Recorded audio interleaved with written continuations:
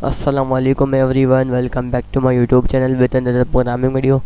तो कल तक हम लोग ने जो है ये बेसिक स्ट्रक्चर जो है क्लियर कर लिया था कि जो है हम लोग किस तरीके से बेसिक स्ट्रक्चर बना सकते हैं। बाकी साथ ही साथ ये वर्जन को हम लोग ने डिफ़ाइन कर लिया था। साथ ही साथ एचटीएमएल क्या होता है वो, बाकी जो है मार्कअप लैंग्वेज समझा दिया था कि होता क्या है ये। आज हम लोग नए टॉपिक की तरफ बढ़ते हैं। ये हमारा पार्ट 2 होने वाले वीडियो का। तो हम लोग एक नई फाइल बना देते हैं, tut.html, और इस फाइल में हम लोग सीखेंगे कि किस तरीके से हम लोग हेडिंग, बाकी पैराग्राफ हो गया, किस तरीके से लाइन ब्रेक कर सकते हैं। ये सब अभी हम लोग इस वीडियो में सीखेंगे। तो जो है एक्सक्लेमेशन मार्क लगा के जो है इसका बेसिक स्ट्रक्चर ड्रॉ कर लेते हैं और जो है हम लोग हेडिंग एंड पैराग्राफ नाम दे देते हैं, हेडिंग एंड पैरा नाम दे दिया। साथ ही साथ जो है हम लोग अब देख लेते हैं कि हेडिंग क्या होती हैं, बाकी कहाँ काम आती हैं। तो चलते हैं। तो सबसे बड़ी हेडिंग होती है H1 की हमारी। H1 मैंने लिखा, इंटर किया, तो आप लोग देख सकते हैं सबसे बड़ी आपको हेडिंग आगे, हेडिंग H1 की। अब अगर मैं जो है इसको हेडिंग 1 नाम दे दूँ और जो है अगर मैं इसको लेफ्ट सर्वर ओपन करूँ, देखें हम लोग ओपन जो है यहाँ से भी कर सकते हैं, यहाँ से कॉपी पाथ कर लिया। लेकिन ऐसे कॉपी पाथ करने में हमारे को एक जो है इशू होगा कि जो है हम लोग जब सर्वर पे जाएंगे तो उसके बाद जो है ना, देखें दिखा भी देता हूँ। कॉपी पाथ किया, गूगल पे गए,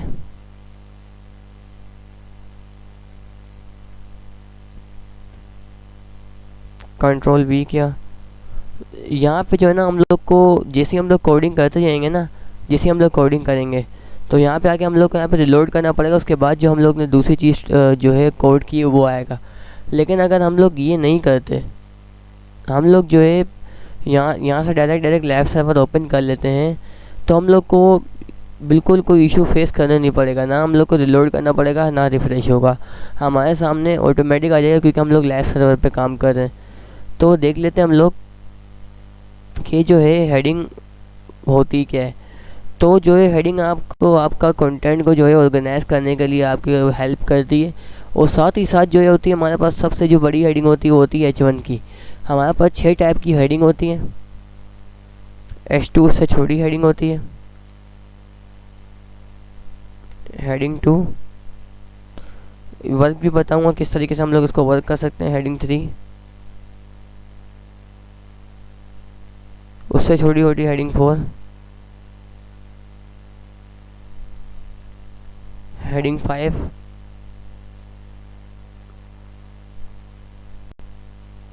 हेडिंग 6, H6।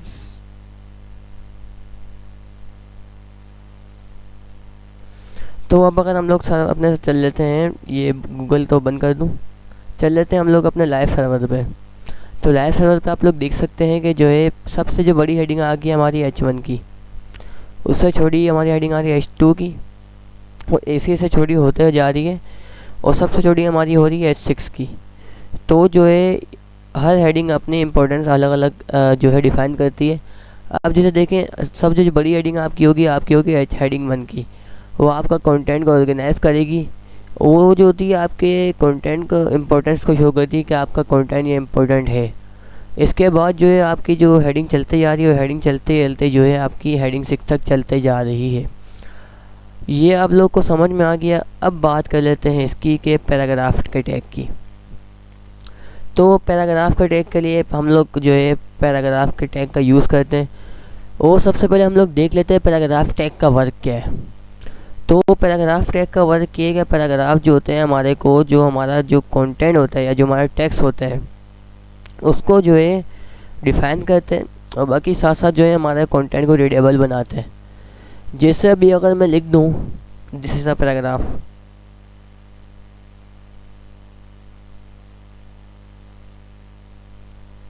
और बाकी मैं चले हूँ अपने लाइव सर्वर पे, तो आप लोग देख सकते हैं हमारे जो कंटेंट है उसको रीडेबल बना रहे हैं। ये पैराग्राफ का टैग हो यूज़ इसलिए यूज़ होता है। और बाकी साथ साथ जो है आप लोग अगर जो है कभी इसका आपने यूज़ किया हो तो आप लोग को पता होगा कि जो है हम लोग सबसे पहले किसी भी चीज़ का अगर कोई भी पैराग्राफ लिख रहे हैं, इसके ऊपर इसकी हेडिंग लिखते हैं। अब अगर जैसे मैंने लिख दिया पैराग्राफ, ये मैंने पैराग्राफ लिख दिया। अब इसके नीचे लिख दिया कि दिस इज़ अ पैराग्राफ। तो आप लोग ये देख सकते हैं कि जो है ये सबसे पहले हेडिंग शो कर रहा है, इसके नीचे जो है this is a paragraph show कर रहा है, यानी कि हम लोग ने पहले हेडिंग का टैग डाल के जो है हेडिंग लिखी है, हेडिंग के अंदर हम लोग ने पैराग्राफ को डिफाइन किया हुआ है, और उसके नीचे जो हम लोग ने पैराग्राफ को लिखा हुआ है कि हाँ ये हम लोग कोई चीज़ रीडेबल बनाना चाह रहे हैं, दिखाना चाह रहे हैं। साथ ही साथ अब बढ़ते हैं कि हम लोग, अगर हम लोग को जो है कोई ऐसी नौबत आ जाए कि हम लोग का पैराग्राफ बहुत बड़ा हो गया, जिसे जो है मैं एक पैराग्राफ लिख देता हूँ लॉरेम लिप्सम का।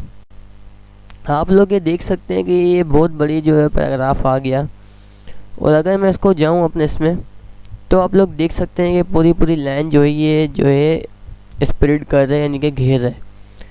अब अगर मैं इसको चाहूँ कि जो है मैं इसको यहाँ से ब्रेक करना चाहूँ, यानी कि अगर मैं यहाँ से इसको नेक्स्ट लाइन में शिफ्ट करना चाहूँ, तो मैं कैसे करूँगा? तो इसके लिए जो है सिंपल हम लोग एक टैग होता है जिसका नाम है BR, जिसका काम होता है लाइन ब्रेक करना। हम लोग करेंगे उसका यूज़, और जो इसको ब्रेक कर देंगे। आप लोग देख सकते हैं GC मैंने ब्रेक किया, तो एलिट के बाद से जो नेक्स्ट जो टेक्स्ट है वो अगली लाइन में चले गया। तो हम लोग इसे जो है यूज़ कर सकते हैं BR टैग का, यानी कि BR का मतलब होता है लाइन ब्रेक करना। हम लोग को जैसे बहुत बड़ा पैराग्राफ आ गया, या तो कोई भी ऐसी चीज़ आ गई जो यानी कि पूरी लाइन घेर रही है, या कोई ऐसी चीज़ आ गई जो बहुत बड़ी लिखी है, हम लोग को उसको अलग अलग लाइन में लिखना है, यानी कि पॉइंट में लिखना है, ऐसा भी हम लोग कह सकते हैं। तो उसके लिए हम लोग यूज़ कर सकते हैं BR का टैग का, जो हम लोग को ये जो है जो फैसिलिटी प्रोवाइड करते हैं कि हम लोग जो है वो लाइन ब्रेक कर दें और नेक्स्ट लाइन में जंप कर लें।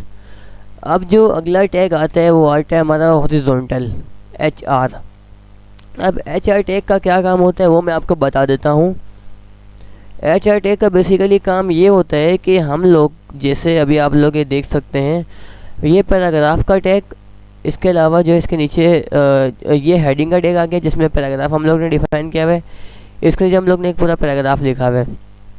अब अगर मैं इसको चाहूँ कि जो है इसको सेक्शन में डिवाइड कर दूँ, मतलब पैराग्राफ जो है एक लाइन में आ जाए, और साथ ही साथ जो इसके नीचे जो पैराग्राफ है, यानी कि ये हेडिंग को मैं पैराग्राफ यूँ करूँ क्योंकि मैंने इसको डिफाइन किया हुआ है पैराग्राफ में, यानी कि एक पैराग्राफ है, इसके नीचे जो है हम लोग ने पैराग्राफ को पूरा डिफाइन कर दिया, सही है। अब अगर मैं इसको ये चाहूँ कि जो है मतलब कि ये इसके बीच में एक लाइन आ जाए, तो सिंपली मैं करूँगा क्या कि इसके नीचे HR का यूज़ कर दूँगा, HR टैग का। अब इससे होगा क्या देख लेते हैं। इसके बीच में आप लोग ये देख लें कि एक जो है लाइन जो जनरेट हो गई है, जो इन दोनों को अलग अलग कर रही है। ये पैराग्राफ यानी कि हेडिंग जो टैग है हम लोग ने जिसके अंदर पैराग्राफ डिफाइन किया, इसको अलग शो कर रही है, और बाकी फिर इसको अलग शो कर रही है, यानी कि लाइन एक इसके बीच में जनरेट हो गई है, जो इन लोग का सेशन बता रही है कि हाँ ये अलग है और बाकी ये अलग है। जहाँ तक आप लोग को ये बात समझ में आ गई हो हेडिंग का, पैराग्राफ का जो है BR टैग का, जिसको लाइन ब्रेक करने के लिए यूज़ कर सकते हैं, मैं इसके बीच में भी जो है एक BR का टैग यूज़ कर लेता हूँ ताकि जो है ये भी ब्रेक हो जाए। तो देख सकते हैं आप लोग ये भी ब्रेक हो चुका है। अब हम लोग जो अगले टैग की अपनी बात कर लेते हैं, वो हमारा टैग है बोल्ड का। अब अगर मैं बात कर लूँ इसकी, एक मैं पैराग्राफ का टैग यूज़ कर रहा हूँ, और पैराग्राफ का टैग में मैं लिख देता हूँ दिस इज़ अ पैराग्राफ।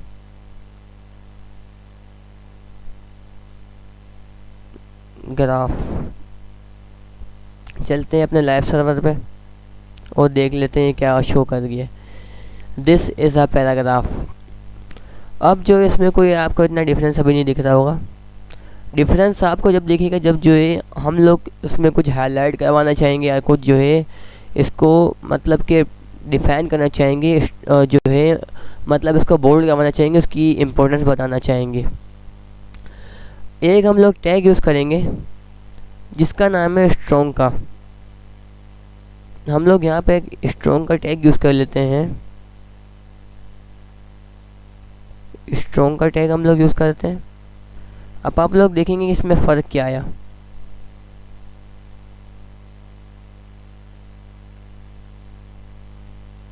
ये स्ट्रॉन्ग का टैग हम लोग यहाँ पे लाके पुट कर देंगे। अब हम लोग चलेंगे इस अपनी जो है लाइव सर्वर पे। अब आप लोग देख सकते हैं क्या फ़र्क पड़ा। अब कोई भी देखने वाला होगा तो वो सबसे पहले ये देखेगा कि जो है इसमें लिखा क्या पैराग्राफ की लाइन में। अब हम लोग जो है जिस टैग को इम्पोर्टेंस देना चाह रहे हैं, जिस टैग को यानी कि हाईलाइट करना चाह रहे हैं, उस चीज़ के लिए हम लोग यूज़ करेंगे स्ट्रॉन्ग का टैग। स्ट्रॉन्ग का टैग बेसिकली होता यूँ है कि किसी भी चीज़ की इम्पोर्टेंस को या किसी भी चीज़ ऐसे कोई टैग आगे जो इम्पोर्टेंट है आपके लिए उसको हाईलाइट करते हैं। तो इस चीज़ के लिए हम लोग यूज़ करते हैं स्ट्रॉन्ग का टैग।